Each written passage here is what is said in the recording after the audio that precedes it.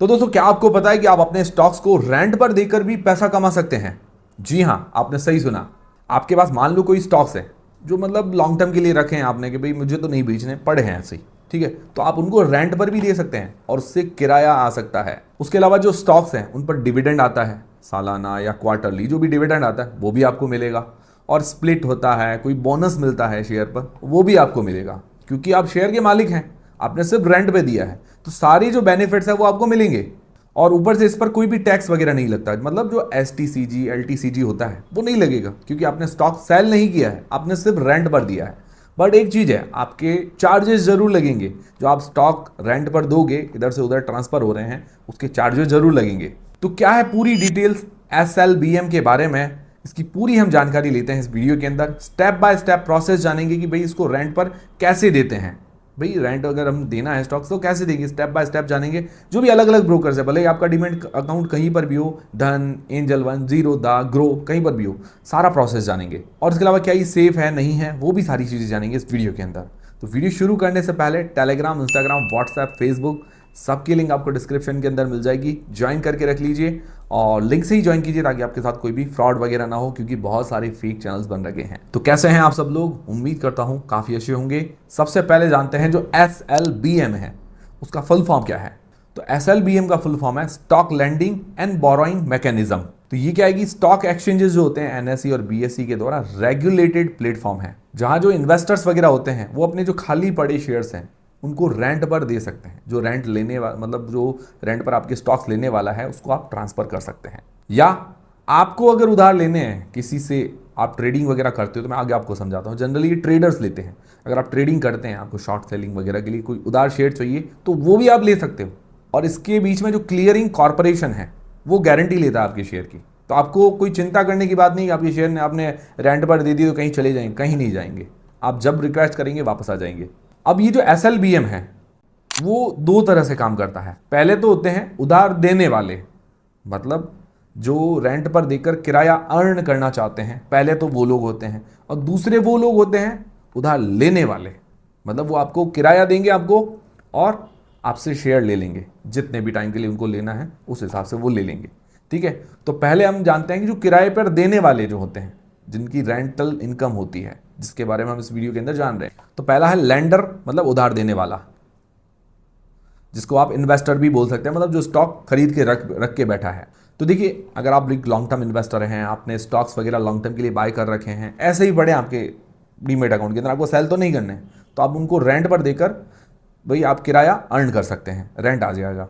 अब इसके अंदर आपको शेयर देने के बदले किराया मिल जाएगा, और उसके अलावा डिविडेंड भी मिलेगा, स्टॉक स्प्लिट, बोनस वगैरह, जो कॉर्पोरेट एक्शंस वगैरह होते हैं, वो सारे बेनिफिट्स आपको मिल जाएंगे, ठीक है। क्योंकि आप शेयर को सेल नहीं कर रहे हैं, आप मालिक उसके हैं, तो आपको सारे बेनिफिट्स मिलेंगे। दूसरा, कोई कैपिटल गेन टैक्स नहीं लगेगा, STCG LTCG नहीं लगेगा, क्योंकि आप शेयर को सेल नहीं कर रहे हैं, सिर्फ रेंट पर दे रहे हैं। तो आपके थोड़े बहुत चार्जेस लगेंगे, वो आगे मैं आपको पूरा क्लियर कर दूंगा। अब आपका ये सवाल होगा कि अप्रॉक्स लैंडिंग फीस कितनी मिलती है, मतलब हम किराए पर अगर चढ़ाते हैं शेयर को तो अप्रॉक्स किराया कितना मिलेगा, ठीक है, ये अप्रॉक्स। तो देखिए, इसमें कोई ब्याज दर वगैरह फिक्स नहीं होती, ठीक है। जैसा डिमांड आती है, डिमांड सप्लाई पर सारी चीज़ें डिपेंड करती है। कभी कभार किस स्टॉक्स की डिमांड बहुत ज़्यादा हो जाती है तो वो लोग रेंट बहुत ज़्यादा देने के लिए तैयार हो जाते हैं। कभी कभार किसी स्टॉक की नॉर्मल डिमांड होती है तो वो नॉर्मल तरीके से आपको रेंट वगैरह मिलता है। या आप इसके अंदर यूँ भी कर सकते हैं, जो आप किराया चाहते हैं, जैसे आप कोई भी रेंट मतलब स्टॉक देते हैं, उस पर जितना भी आप किराया चाहते हैं, जैसे 100 रुपये का स्टॉक है, तो आप चाहते हैं कि मुझे किराया चाहिए 7 रुपये पर शेयर, 1 महीने के लिए मैं किराया पर देना चाहता हूँ, तो वो भी आप रिक्वेस्ट डाल सकते हैं कि मेरे पास 100 शेयर हैं, ठीक है। तो उस तरह से आप रिक्वेस्ट डाल के मतलब अपने रेंट पर छोड़ सकते हैं। तो जो खरीदार होगा रेंट पर लेने वाला, अगर उसको ये ऑफर सही लगेगा तो वो आपके शेयर ले लेगा।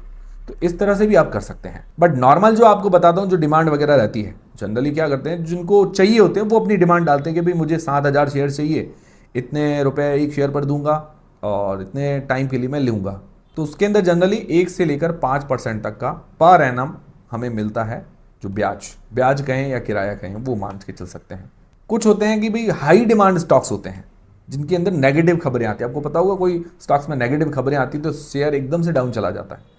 तो ये क्या करते हैं, FNO ट्रेडर्स क्या करते हैं कि उसकी शॉर्ट सेलिंग करनी होती है, क्योंकि वो पहले सेल करके रख लेते हैं, क्योंकि उनको पता है कि ये शेयर गिरेगा। फिर जब वो गिरता है तब वापस बाय कर लेते हैं। तो उसके लिए क्या है कि उनको शेयर चाहिए होते हैं, तो वो शेयर चाहिए होते हैं, वो किराए पर लेते हैं। तब क्या है कि जो किराया है वो बहुत ज़्यादा चला जाता है, वो चला जाता है 10 से 35% पर एनम। बाकी मैंने आपको बताया, आप मन चाहे उतना आप अपने हिसाब से किराया भर सकते हैं, फिर कोई ऑर्डर मैच हो जाएगा तो हो जाएगा, आपको मिल जाएगा। अब आपका दूसरा सवाल ये होगा कि मिनिमम और मैक्सिमम हमें कितने दिनों के लिए रेंट पर देना पड़ेगा, ये आपका सवाल होगा। तो देखिए, एक्सचेंज का नियम ये है कि आप 1 महीने से लेकर 12 महीने तक इसको रेंट पर दे सकते हैं। मिनिमम 1 मंथ के अंदर क्या होता है, जो करंट एक्सपायरी होती है, जनरली ये ट्रेडर्स लेते हैं। एफएनओ जो ट्रेडर्स होते हैं, फ्यूचर एंड ऑप्शंस के ट्रेडर्स, वो शॉर्ट सेलिंग के लिए लेते हैं। उनके पास कभी सेल करना, कभी बाय करना, उसके लिए वो रेंट पर लेते हैं। तो जो एक्सपायरी का मंथ होता है वहाँ तक आप रेंट पर दे सकते हैं, 1 महीना जो होता है वो काउंट होता है। और एसएलबीएम के जो कॉन्ट्रैक्ट होते हैं हर महीने के पहले गुरुवार को एक्सपायर होते हैं। और जैसे आप महीने के बीच में भी आप देते हैं जो भी रेंट वगैरह पर अगर शेयर देते हैं, तो 15 से 20 दिन के अंदर वो एक्सपायर हो जाएगा, वो आपके पास वापस आ जाएंगे शेयर। और मैक्सिमम टाइम है 12 महीने, मतलब आप उसको रोल ओवर भी कर सकते हो 12 महीने तक। फिर आपका सवाल होगा कि भाई हमने शेयर किराए पर दे दिए, ठीक है, अब आपका बीच में है कि आपको सेल करना, आपको लग रहा है कि भाई शेयर के भाव बढ़ गए हैं, मुझे तो अब सेल करना है अर्जेंटली, तो क्या आप बीच में ले सकते हो वापस? तो उसका जवाब है हाँ, आप ले सकते हैं। उसको कहते हैं अर्ली रिकॉल। रिकॉल रिक्वेस्ट आप डालिए, ठीक है, रिकॉल रिक्वेस्ट डालनी होती है कि भाई मुझे शेयर वापस चाहिए। तो उसके अंदर क्या होगा कि दूसरा जो लेंडर है, जैसे हमने किराए पे दिए, दूसरा भी कोई ऐसा किराए पर देने वाला होगा, तो वो अगर रेडी होगा, ठीक है, तो आपके शेयर आपको हाथों हाथ मिल जाएंगे। मान लो कोई लेंडर नहीं होगा, ठीक है, तो हमें एक्सपायरी तक इंतजार करना पड़ेगा। जब एक्सपायरी होगी उसके के बाद हमें शेयर मिलेंगे, ठीक है। अब आपका ये सवाल होगा कि क्या हमारे डीमेट अकाउंट के अंदर सारे शेयर है वो सारे के सारे क्या कि रेंट पर जाएंगे? तो नहीं, सारे के सारे रेंट पर शेयर नहीं जाते हैं। जो फ्यूचर एंड ऑप्शंस जिनके अंदर एक्टिव है, जनरली 180 शेयर्स हैं, वो तो जाते ही हैं लगभग एसएलबीएम के अंदर, लगभग, ठीक है। उसके अलावा कुछ सेफ स्टॉक्स होते हैं, ठीक है, सारे रिस्की स्टॉक्स नहीं जाते हैं एसएलबीएम के अंदर। कुछ सेफ स्टॉक्स होते हैं, वो क्या है कि एसएलबीएम के अंदर एलिजिबल होते हैं, उनको आप किराए पर दे सकते हो। तो जैसे आपके अंदर अगर एसएलबीएम डीमेट अकाउंट के अंदर एक्टिवेट होता है, तो वो आपको दिखा देगा कि ये आप इसको रेंट पर देना है तो दे सकते हैं, एसएलबीएम इसके अंदर एक्टिवेटेड है। तो ये आपके कुछ बेसिक क्वेश्चंस हो गए। अब चार्जेस वगैरह मैं आगे आपको समझाता हूँ। अब दूसरा पॉइंट हम समझते हैं कि जो उधार लेने वाला होता है, जो हमको किराया देता है, उसको बोलते हैं बोरोवर्स, या आप उधार लेने वाले ट्रेडर्स भी बोल सकते हैं, क्योंकि ये ट्रेडर्स ही होते हैं, वो उनको ही उधार लेने के लिए जरूरत पड़ती है, जो शॉर्ट सेलर्स होते हैं, फ्यूचर एंड ऑप्शंस के अंदर ट्रेडिंग करते हैं। तो ट्रेडर्स होते हैं या बड़े जो इंस्टीट्यूशन होते हैं वो भी ट्रेडिंग करते हैं। तो वो एक मतलब तय समय होता है, उसके लिए आपके पास से शेयर जो है उधार लेंगे और आपको एक फीस दे देंगे कि भाई ये फीस है, ये पकड़ लो। अब इसके अंदर क्या होता है कि शॉर्ट सेलिंग होती है, ठीक है। शॉर्ट सेलर क्या करते हैं कि भाई आप उनको पता है कि इसके अंदर नेगेटिव न्यूज़ आने वाली है, नेगेटिव न्यूज़ आ गई है, ये शेयर गिरेगा, तो वो क्या करते हैं कि शेयर पहले से ही ले लेते हैं, फिर उसको शॉर्ट सेल कर देते हैं। फिर जब वापस शेयर बहुत नीचे गिर जाता है, उसको वापस बाय करके फिर वापस लौटा देते हैं। या एफएनओ के अंदर फिजिकल सेटलमेंट करने के लिए भी शेयर लेते हैं ट्रेडर्स। और कैश मार्केट और डेरिवेटिव मार्केट के अंदर प्राइस डिफरेंस होता है, उसका प्रॉफिट कमाने के लिए भी ये शेयर लेते हैं। तो ये चीज़ भी आपको समझ में आ गई। उधार लेने वाले कैसे लेते हैं, किस लिए करते हैं, वो जनरली ट्रेडर्स होते हैं, रिस्क पर खेलते हैं वो लोग। पर जो देने वाले हैं उनके लिए ज़्यादा रिस्क नहीं होता है, उनके लिए क्या है कि उनको पता है कि इतना % हमें मिलेगा। अब इसके अंदर चार्जेस कितने लगते हैं, तो देखिए अलग अलग ब्रोकर्स के हिसाब से डिपेंड है चार्जेस, ठीक है। तो मान लो हम 10,000 रुपए की इनकम एक मानते हैं कि 10,000 रुपए की इनकम हुई, ठीक है। तो कुछ कुछ ब्रोकर्स 5% लेते हैं और कुछ ब्रोकर्स 20% तक ये चार्जेस लेते हैं अपने, ठीक है। जनरली धन जो ब्रोकर है वो अभी थोड़ा कम लेता है, 5% के आसपास। बाकी तो जीरोधा, एंजल, ग्रो, वहाँ पर आपको एसएलबीएम के चार्जेस 20% के आसपास देने पड़ेंगे, वो थोड़ी ज़्यादा है। तो अगर आप एसएलबीएम करना चाहते हो तो धन थोड़ा प्रेफर कीजिए बी के लिए, बाद में हो सकता है इस पर भी दाम बढ़ जाए। मान लो 10,000 रुपये है तो जीरोधा, एंजल और ग्रो, इन पर लगभग 2,000 रुपये है उनकी ब्रोकरेज फीस हो जाएगी, और धन पर लगेगी 500 रुपये के आसपास। फिर उस पर जीएसटी देना पड़ेगा, जैसे 2,000 की जीएसटी हो गई 360 रुपये, 500 की जीएसटी होगी 89 रुपये, फिर डीपी चार्जेस 20-20 रुपये। तो आपके हाथ में जो नेट कमाई आएगी 10,000 रुपये की, लगभग दूसरे ब्रोकर्स होंगे तो 7600 रुपये के आसपास, और अगर धन ब्रोकर होगा तो लगभग 9,000 रुपये के आसपास इस तरह से कमाई आएगी। जो भी ये चार्जेस होते हैं, ब्रोकरेज की फीस होती है, ब्रोकर अपनी फीस लेता है, उसके बाद जीएसटी लगती है और डीपी चार्जेस लगते हैं, तो ये तो आपको देना पड़ेगा। कि share buy sell, STCG, LTCG कुछ नहीं लगेगा। तो ये चीज़ भी समझ में आएगी चार्जेस। फिर दोस्तों इसकी स्टेप बाय स्टेप प्रोसेस जान लेते हैं कि भाई कैसे काम करता है, कैसे होता है, हम किराए पर कैसे दें। फिर मैं आपको एक ऐप के एग्जाम्पल से भी समझा दूंगा। तो अब देखिए, अगर आप शेयर किराए पर देना चाहते हैं तो उसकी पूरी प्रोसेस है। तो पहला स्टेप क्या है? पहला स्टेप है एलिजिबिलिटी चेक। तो सबसे पहली चीज़ ये आपके डीमेट अकाउंट के अंदर से शेयर हैं, बट ये एसएलबी, जो एसएलबीएम होता है, तो उसके लिए एलिजिबल है या नहीं है, मतलब स्टॉक लैंडिंग एंड बोरोइंग जो होता है उसके लिए एलिजिबल है या नहीं है वो बता देगा। नॉर्मली क्या होता है जो एफएनओ सेगमेंट जो इनके अंदर एक्टिवेट होता है कि भाई हर स्टॉक के अंदर एफएनओ नहीं होता है, तो वो एफएनओ वाले जो स्टॉक्स हैं वो जनरली उनके अंदर एसएलबी होता है कि वो रेंट पर दे सकते हैं। टॉप लगभग आप मान के चले 180 प्लस जो कंपनियां उनके अंदर एसएल जो एफएनओ होता है फ्यूचर एंड ऑप्शन उसके अंदर एसएलबी एक्टिवेटेड होता है। उसके अलावा कुछ ऐसी कंपनियां जो थोड़ी सेफ मानी जाती है, ठीक है, तो उनके अंदर भी एसएलबी एक्टिवेटेड होता है। फिर दूसरा है ऑर्डर डालना। पहली चीज ये होगी कि भाई ये हाँ ये एक्टिवेटेड है तो इस शेयर के अंदर हम ऑर्डर डाल सकते हैं। तो आपको ये बताना है कि भाई कौन से स्टॉक्स हैं। भाई ये जो स्टॉक है आपके पास मान लो रिलायंस है, तो आपको ये बताना है कि रिलायंस की मेरे पास इतने शेयर है और मैं इतने समय के लिए इतनी फीस पर इसको किराए पर देना चाहता हूँ। तो ये आप खुद से भी ऑर्डर डाल सकते हैं। दूसरी चीज़ ये है कि कोई कोई ऐसे ब्रोकर्स है जहाँ पर डायरेक्टली शो कर देता है कि भाई ये शेयर जो है लोग किराए पर लेना चाहते हैं, इतनी क्वांटिटी में लेना चाहते हैं, इतने समय के लिए लेना चाहते हैं, तो वो आप डायरेक्टली वहाँ से डायरेक्टली आप रेंट पर भी दे सकते हो और नहीं हो तो आप एक रिक्वेस्ट भी रेज कर सकते हो। तीसरी चीज़ है ऑर्डर मैचिंग। तो उसके अंदर क्या होता है एसएलबी जो प्लेटफॉर्म होता है उसके अंदर जो बोरोवर है जो उधार लेने वाला है वो मतलब तैयार हो जाता है। आपने जो रिक्वेस्ट रेज की भाई इतना % वगैरह जो भी मैं लूँगा, तो वो उसके लिए एग्री हो जाता है कि मैं इतनी फीस देने के लिए तैयार हूँ, तो आपका ऑर्डर मैच हो जाएगा। फिर चौथा चीज़ होता है शेयर का ट्रांसफर हो जाता है। ऑर्डर मैच हो गया फिर शेयर का ट्रांसफर हो जाएगा। तो उसके अंदर क्या होता है कि भाई आपका शेयर ऑर्डर मैच हो गया तो शेयर जो है एक्सचेंज के पास चले जाएंगे। फिर आपको जो लैंडिंग फीस है जो किराया है वो आपके डीमेट अकाउंट के अंदर ट्रांसफर हो जाएगा। फिर पाँचवीं चीज़ है एक्सपायरी पर आपको वापस दे देंगे ये शेयर। भाई मैंने आपको बताया पहले महीने की पहला गुरुवार होता है उस टाइम आपके डीमेट अकाउंट के अंदर वो शेयर जो है वापस आ जाते हैं एक्सपायरी के टाइम, या उससे पहले भी वो चाहे तो अपना ट्रेडिंग खत्म करके आपको दे सकता है। तो ये सिंपल प्रोसेस होता है। ये आपको समझ में आ गया। अब देखिए जनरली जो ब्रोकर्स होते हैं जितने भी जीरोधा एंजल धन, तो सब में क्या डायरेक्टली नहीं है। धन के अंदर अभी एक सुविधा आई है रेंट पर आप स्टॉक्स दे सकते हैं, तो डायरेक्ट ऐप के अंदर आप देख सकते हैं। मैं आपको एक थोड़ा एग्जांपल समझाता हूं, बाकी ब्रोकर्स का भी समझाऊंगा। आपको अभी एग्जांपल समझा रहा हूं तो कि आपको समझ में आ जाए। तो जैसे आप धन ऐप पर जाएंगे तो आपको एक दिखा देगा रेंट स्टॉक्स। तो रेंट स्टॉक्स पर मतलब होम स्क्रीन पर ही होगा, तो रेंट स्टॉक्स पर क्लिक करेंगे आपको सीधा ऐसी लिस्ट दिखा देगा जो भी स्टॉक्स हैं। मतलब ये क्या है कि जो बोरोवर्स हैं उधार लेने वाले हैं तो उनके रिक्वेस्ट डाली हुई है कि भी हमको इतने शेयर चाहिए। जैसे अभी मैनकाइंड फार्मा उसके 2000 शेयर्स चाहिए, आपके पास भले ही नहीं हो। धन के अंदर ऑप्शंस है कि भाई आप टुकड़ों टुकड़े के अंदर भी मतलब आपके पास जितने शेयर है वो भी दे सकते हैं। और बाकी में लिमिट भी है, जैसे जीरोधा जैसे बड़े ब्रोकर उनके अंदर लिमिट है कि भाई मिनिमम इतना आपको देना है, उससे कम वो लेते नहीं। जैसे 1 लाख रुपए की लिमिट है उनके पास, 1 लाख रुपए के शेयर इतने होने चाहिए आपके पास।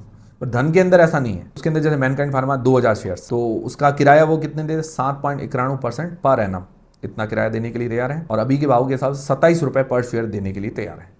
तो आपको ये ऑर्डर लगता है सही तो आप रेंट पर चढ़ा दीजिए। फिर रेल विकास निगम लिमिटेड उसके अंदर 10 रुपये पर शेयर, 3050 शेयर्स उसको लेने हैं 4.12% पर एनम के हिसाब से। फिर इस तरह से Hyundai मोटर्स के आ गए, फिर सिमंस के आ गए, इस तरह से आप शेयर्स देख सकते हैं। फिर आप नीचे क्लिक करेंगे तो आपको पूरी लिस्ट दिखा देगा कि इतने स्टॉक्स है ऐसे ऑर्डर आ रखे हैं। और नीचे जाएंगे तो और आपको ऑर्डर्स मिलते जाएंगे कि भाई इतने ऑर्डर्स आ रखे हैं कि भाई ये लोग लेने के लिए तैयार हैं। नीचे शेयर की क्वांटिटी, परसेंटेज, भाई इतने % में और इतना किराया वो सब लिखा हुआ होगा। जैसे एग्जांपल के लिए हम मैनकाइंड फार्मा को ओपन करते हैं तो अभी मैनकाइंड फार्मा की जो इस स्क्रीनशॉट के अंदर प्राइस चल रही है 2500 रुपए के आसपास। तो लाइव डिमांड है 2000 शेयर्स की। किराया कितना देंगे 27 रुपए पर शेयर देंगे। कितने पीरियड के लिए ले रहे हैं तो 49 दिन के लिए 49 डेज के लिए वो ले रहे हैं। लगभग हमारी जो कमाई होगी 7.75% पर एनम, ठीक है, ये लगभग इतनी कमाई होगी एक शेयर पर हमारी। तो आप चाहे तो उसको अगर आपके पास शेयर है तो आप उसको रेंट पर दे सकते हैं, और आपको रेंट पर लेना है तो उसको आप बाय कर सकते हैं, तो रेंट पर भी ले सकते हैं, पैसा आपको भरना पड़ेगा। और अगर आपके पास मैनकाइंड फार्मा के शेयर है तो आप उसको रेंट पर चढ़ा सकते हैं। ये सिंपल प्रोसेस है धन ऐप के अंदर, हर किसी में नहीं है। अब इसके लिए क्या होगा कि आपको SLBM एक्टिवेट कराना पड़ेगा, हर किसी में एक्टिवेट नहीं होता। तो इसके अंदर डायरेक्ट एक दिया हुआ है स्विच, उसके अंदर जाके एक्टिवेट कराना पड़ेगा। उसके अंदर कुछ आपकी फीस लगेगी थोड़ी बहुत, वो फीस देके आप एक्टिवेट करवा सकते हैं, ठीक है। ये धन ऐप के अंदर है। अब अदर ब्रोकर्स के अंदर कैसे होता है तो देखिए धन ऐप का पहला तो मैंने आपको समझा दिया, इसके अंदर ऐप के अंदर डायरेक्ट ऑप्शन दिखा रहा है वो सीधा हो जाता है। पहले नहीं था ऐप के अंदर, अभी इन्होंने एक नया फीचर ज्वाइन किया है, ऐड किया, ठीक है। तो उसके अंदर डायरेक्टली हम ऐप के थ्रू कर सकते हैं तो सीधा हो जाएगा। अब जीरोधा के अंदर क्या होगा, उसके अंदर ऑफलाइन है ये सारी चीजें, सेमी ऑटोमेटेड। पहली चीज तो है कि जीरोधा पर ये ऐप के अंदर डायरेक्टली अवेलेबल नहीं है, और दूसरी चीज ये है कि 1 लाख रुपए की मिनिमम वैल्यू के शेयर होंगे वही जाते हैं आपके SLBA के लिए, उससे कम में नहीं जाते, वो लेते ही नहीं है। अब इसके अंदर क्या होगा कि आपको सपोर्ट पोर्टल पर जाकर रिक्वेस्ट फॉर्म भरना पड़ेगा या टिकट रेज करनी पड़ेगी। फिर बैकएंड टीम क्या करेगी, आपके अंदर SLB एक्टिवेट करेगी। फिर जाके आप SLB के लिए शेयर जो है रेंट पर दे सकते हैं। थोड़ा हेक्टिक प्रोसेस है, धन का थोड़ा इजी लगता है। फिर एंजल वन, ग्रो, इनके अंदर कैसे होगा? तो इसके अंदर भी सेम प्रोसेस है। इसके अंदर भी SLB डायरेक्ट नहीं है, आपको रिक्वेस्ट रेज करनी पड़ेगी, फिर सपोर्ट टीम को उसको मेल वगैरह करना पड़ेगा, वो फिर बैक एंड से सारी चीज़ें एक्टिवेट करके देगी। वो थोड़ा सा ये भी हेक्टिक प्रोसेस है। तो ये चीज़ समझ में आ गई। इस तरह से SLBM होता है, stock lending and borrowing mechanism.